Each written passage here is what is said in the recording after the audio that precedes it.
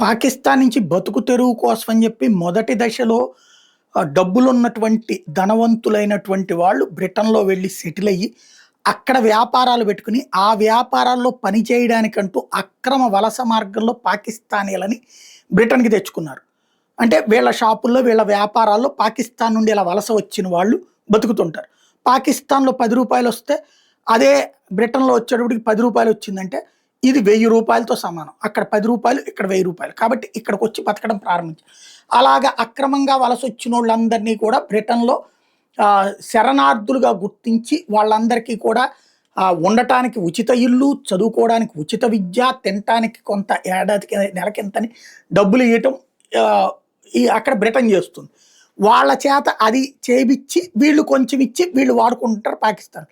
అక్కడ సార్క్ దేశాలకు సంబంధించినటువంటి ఏదైతే ఇదివరకు బ్రిటన్ పరిపాలించినటువంటి ఈ దేశాలన్నిటి కలిపి కామన్వెల్త్ దేశాలకు అక్కడ స్థానిక సంస్థల ఎన్నికల్లో ఓటు హక్కు ఉంటుందన్నమాట. అట్లాగే ఇలాంటి శరణార్థులందరికీ ఓటు హక్కు ఉండటంతో 11 నగరాలు ఇప్పటికే పాకిస్తానీ నుంచి వలస వెళ్ళినటువంటి వాళ్ళ చేతులలో మేయర్లుగా ఉన్నటువంటి పరిస్థితి చూస్తున్నాం. దాంతోపాటు వీళ్ళు కాలనీలుగా ఏర్పడిపోయి బ్రిటన్ వాళ్ళనే బ్రతకనివ్వకుండా బ్రిటన్ అమ్మాయిలనే 13 ఏళ్ళు 14 ఏళ్ళని పటాయించి వాళ్ళని మతం మార్పిడి చేసుకుంటున్నటువంటి దాంట్లో బ్రిటన్ పౌరులే తిరగబడి మాకు స్వతంత్రం కావాలని ఉద్యమాలు చూస్తున్నాం.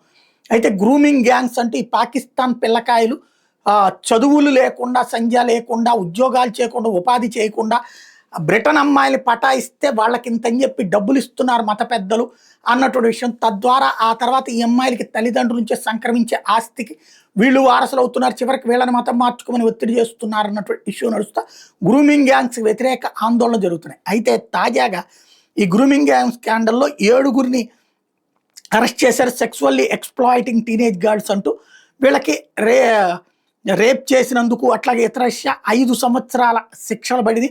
అయితే ఇందులో 7గురు అరెస్ట్ అయ్యి జైలు శిక్ష పడితే 4 పాకిస్తానీలు, 3 పాకిస్తాన్ నుండి వలస వెళ్ళి బ్రిటన్‌లో బ్రిటన్‌లో ఉన్నటువంటి వాళ్ళ కుటుంబాలకు పుట్టినోళ్ళు. వీళ్ళందరూ పాకిస్తాన్ ఆరిజిన్ వాళ్ళు.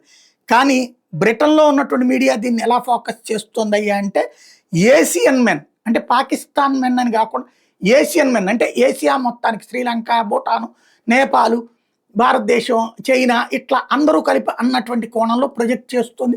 దాన్ని ఇప్పుడు బ్రిటన్‌లో ఉన్నటువంటి పౌరులే నిలదీస్తున్నటువంటి పరిస్థితి.